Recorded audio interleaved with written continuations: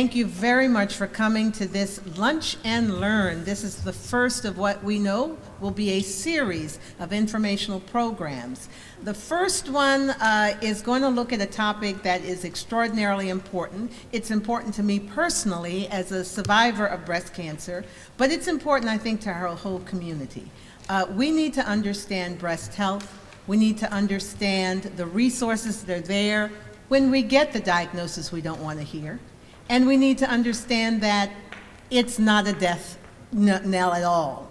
That in this day and age, if you get told you have breast cancer or you have any issue with your breast, there are resources, there are people, there are trained professionals who can make sure you have a long and productive life. And I am a witness of it. I have for the second time, and I did have a mastectomy, and now I am into my fifth year of recovery, and I don't have cancer. So I am happy, and I am alive. So the mayor would like to be here. He's running a little bit late at another important meeting. As soon as he comes in, we will let him say a few words, but for now we want to get started with our program. And we thank you, and then I'll turn it over to the next speaker. Good afternoon, everyone. I'm so grateful for everyone for coming. We have next coming to the podium Jamie Johnson, who is going to share some encouraging and inspiring poetry about breast cancer survival. Please give her a round of applause as she comes. Hello. These are two poems that I found online, so I did not write them myself. The first one I'm going to read for you is called My Mother's Smile. Fortunately, my mother is a bit older, but she is very blessed that she did not have to suffer from breast cancer. Mother's Smile. I remember your brave face through all the pain. The day you told us, and I tried to remain sane. I have breast cancer, you said as a matter of fact. Yet, you didn't shed a single tear. You stayed intact. Throughout the radiation, chemo, and pill, you still smiled and had such a strong will. Your attitude is what carried you on. Without it, I don't think that you would have lasted as long. The cancer ate you like a starved disease, killing your insides and slowly bringing you to your knees. But still through it all, you held that smile. But sometimes I could see it faltered, but only for a while. I love you, Mommy, with everything I have to offer and give. Maybe one day they can find a cure and help other people to still smile and live. Thank you. And today also, the Breast Cancer Coalition is here, and they're giving away, little bracelets and the American Cancer Society, or they're bringing ribbons. So I have my pink ribbon I wear today, and this is called the Pink Ribbon Poem. Tune in to Good Health, a pink ribbon you'll see. It stands for awareness for the whole world to see. Tune in to Good Health, have a mammogram each year. Do your self-breast exams, and you'll have nothing to fear. Tune in to Good Health. As quick as a wink, with early detection, you'll be in the pink. Thank you. Our first testimonial today comes from the survivor, Miss Anne Marie Kaiser. Please greet her with a round of applause as she shares with us her survivor story. Thank you for having me here today. My name is Anne Marie Kaiser. I'm also a volunteer at the Breast Cancer Coalition, so I encourage you to go to their conference, which is on Monday, October 13th. I was 39 years old, had a great job, great life, great friends, and I started to feel pain in the left side of my breast. And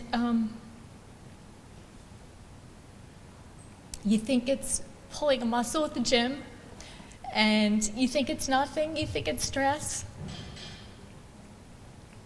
And needless to say, I went through and I got checked out.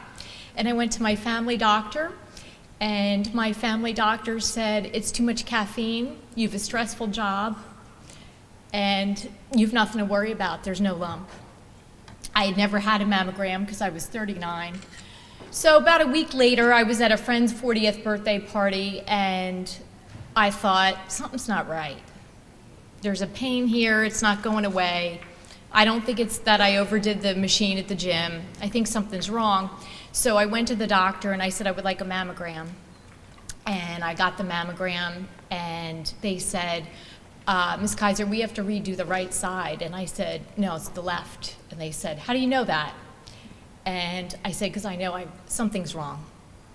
And when I got the biopsy, I said to the doctor, okay, you can tell me, I know I have breast cancer. And he said, I can't tell you that. You know, you're gonna have to wait, but I am concerned. So my message from all of this is, you know your own body better than anyone. If you feel a pain that doesn't feel normal, regardless of your age, where you're at in life, whether or not you have the world's most stressful job, if something is off, get it checked out. You have nothing to lose. From there, I allowed myself maybe an evening to wallow. And then the next day I got up and I went into action. I found a fabulous doctor, Dr. Kevin Fox, who is being honored at the Breast Cancer Coalition conference on Monday. Dr. Fox was wonderful. He saw me through my treatment. I had surgery, chemotherapy, and then radiation. I'm happy to say that was 6 years ago.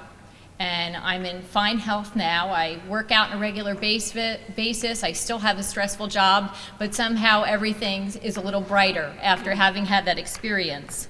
My advice to women that are going through this is be your own advocate. Don't be afraid to ask questions. Don't be afraid that you should know the answer to something. I'm not a medical doctor, so don't be afraid that you don't have the expertise. And get checked. You have nothing to lose but your health if you don't get checked. Surround yourself with the support system. I'm lucky to have one of my friends here today, Judge Cursillo from Dauphin County came over. Surround yourself with friends and a support network as well as your family, and don't be afraid to ask for help. I had a different friend go to every chemo treatment I had, and they got to the point where it was a fun outing because I got to spend time with my friends, a little time out of the office, and it wasn't such a bad experience. But also maintain your health. Make sure you're working out, make sure you're taking vitamins, make sure that you're eating properly because it's too valuable to lose. Thank you for your time. Sorry I got a little choked up there, but take care. The next survivor we have, I grew up in a house. I was 13, 14 years old, and I didn't quite understand. I remember my mom sitting at the table and she was just crying, and I was like, what's wrong with you? You act like you have cancer or something.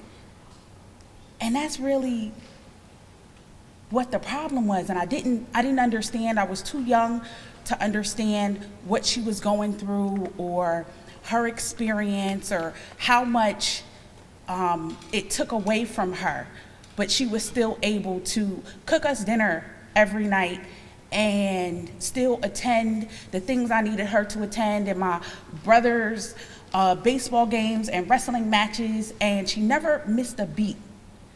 And I'm so grateful to God for her, and she is going to come and share a bit of her story from her perspective, my mother, Patricia Owatry. Please give her a round of applause. My story began in December of 1993. I found a lump in my left breast.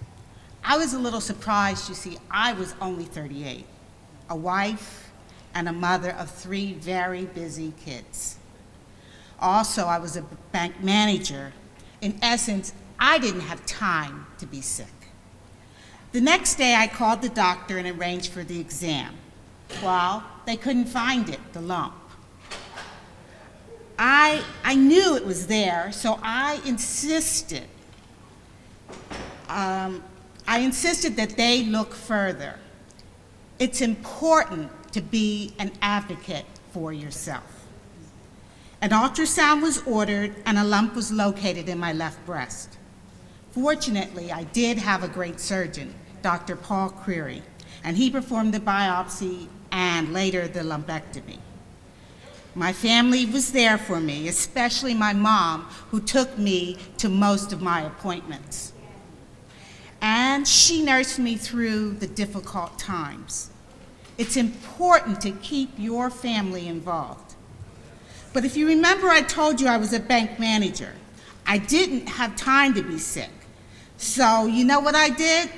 I scheduled my chemotherapy sessions for a Friday so that I could deal with the effects of chemotherapy on the weekends and be ready for work on Monday. At least I thought I could do that. But it's important to put you first, then your family, then your job. Ultimately, by scheduling the chemo this way, my family suffered, and so did I. As time went on, I developed an intolerance to the chemotherapy. I was placed in the hospital for almost a month with uncontrollable fevers and other symptoms. So many tests were run. The doctors didn't think it was the chemotherapy that was causing the illness. They wanted to rule it out.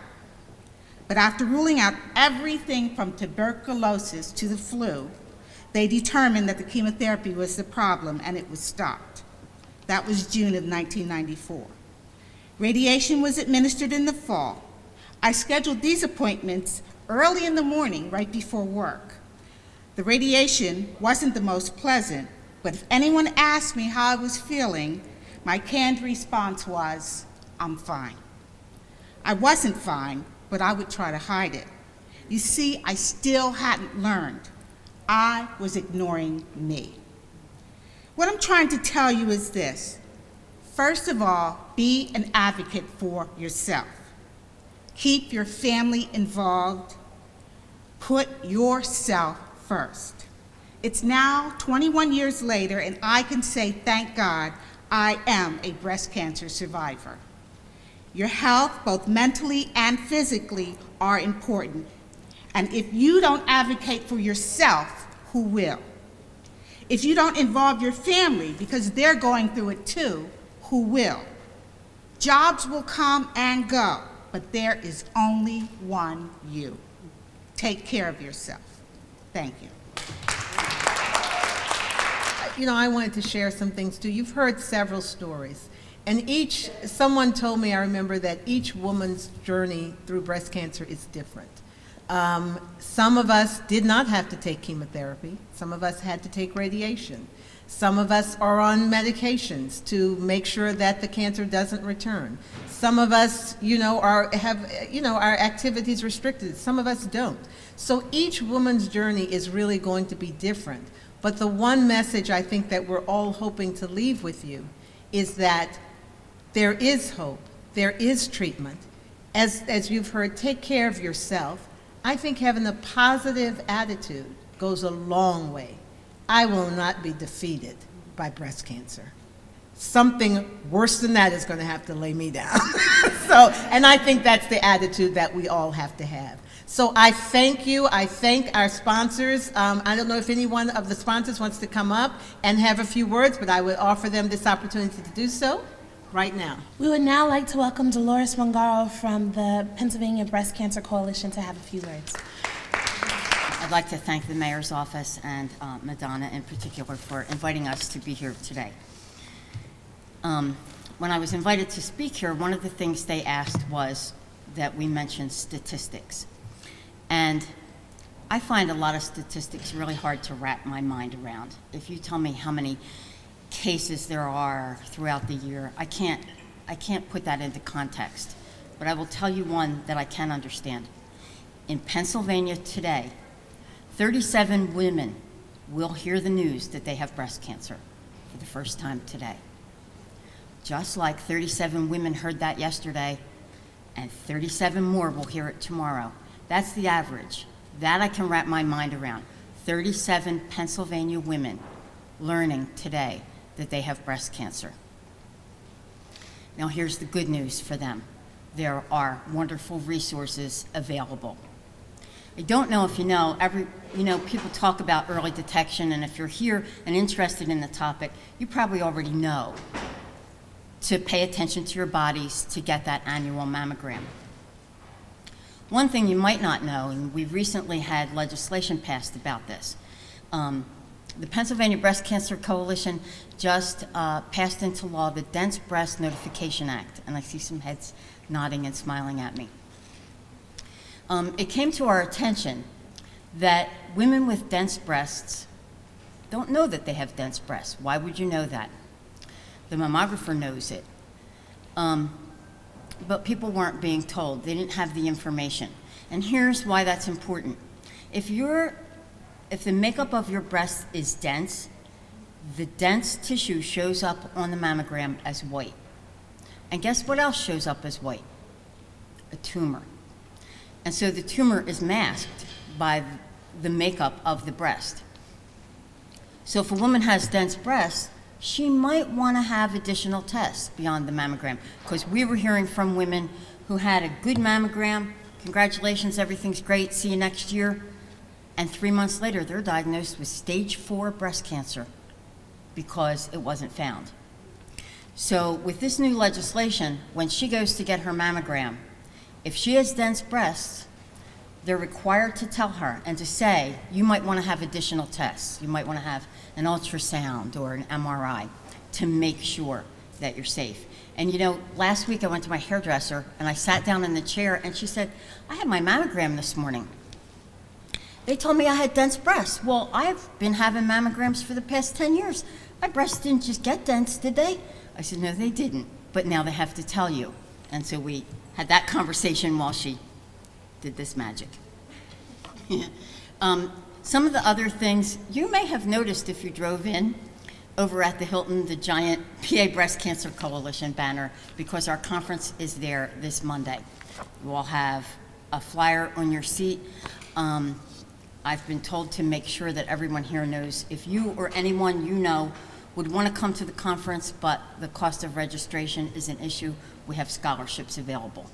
That is never a barrier to attending. That's why we get the sponsors that we get so that they can cover the costs.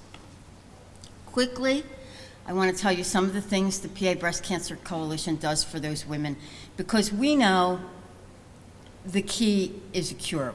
Our whole goal is to find a cure, and the only way that's going to happen is through research. So in Pennsylvania, when you do your state income tax, there's a line on your form where you can designate your refund to breast and cervical cancer research. We have had that for a number of, I think that was in 1997 when we got that passed. And the average donation is $7 or $8. If you're like me, your state tax comes out pretty even. So with an average of $7 or $8 donations, that has generated over $3 million, which we have put directly in the hands of researchers here in Pennsylvania. We know there will be a cure. But until that cure comes, and it's only going to come through research, until then, we will be here for those 37 women every day. I was also asked to tell just a little bit about what I do and why I like my job. The Pennsylvania Breast Cancer Coalition, where I work, and where I've worked for 20 years now, you know that says a lot if you stay that long, advocates for all the women and families in Pennsylvania. I get to advocate for that individual woman who might otherwise fall through the cracks, who calls us up and says, I need this, but whatever. Something is in the way of what she needs. Her doctor wants her to have her test that her insurance company doesn't want to cover. Or she doesn't have insurance and she doesn't know that there's treatment available free for all uninsured women who are diagnosed with breast cancer. Or she needs help with childcare, or she needs help with whatever. We've gathered all the resources that may not come from us, but we can help her navigate her way through. And that's why I love my job. I get to hear stories like you've heard here every day. And while every woman's story is different, there's this one common thread that I always hear. Listen to your body. Listen to your body. You know better than anybody. And if you know there's something wrong and somebody says, no, you're fine, go home, keep telling them something's wrong. And know that we are here. You have things with our 800 number on our website. we will help you knock down any barriers that are in your way. And I applaud the survivors that are here to share their story, because you sharing that gives people strength, and that's really important. It's really important for other women are watching you, and they're learning from you, and I thank you, and thank you for inviting us here. Thank you for participating in our continuing efforts to make this atrium relevant and filled with information that will benefit the city at large. Thank you for coming. Please enjoy the refreshments and take advantage of the materials and the information that we have out on the tables. We appreciate you. Next, we would like to welcome Ms. Danielle Leviton from the American Cancer Society. Hi, everyone. Thank you very much for the opportunity to come and speak today. I'm just going to take a few minutes of your time and really want to just share with you what the American Cancer Society has to offer for our community in terms of resources. A year or so ago, we launched a tagline called the official sponsor of birthdays. So we are all about celebrating cancer survivors' next birthday. And we save lives and create more birthdays by helping you to stay well, helping you to get well, and by finding cures and fighting back. So there's a variety of programs and services that we offer to the local community. Specifically, our two most utilized services is our Road to Recovery program, which is transportation, where volunteers from the community transport patients to and from their cancer-related appointments, which is part of the process, and you need to be able to get to your appointment in order to get the treatment and to get better. Another program that we offer to our local community is our 1-800 number, which is a toll-free number available 24 hours a day, 7 days a week, and a live person answers the phone and is able to connect you to a variety of resources with what the American Cancer Society has to offer, and then also what other organizations have to offer in the community.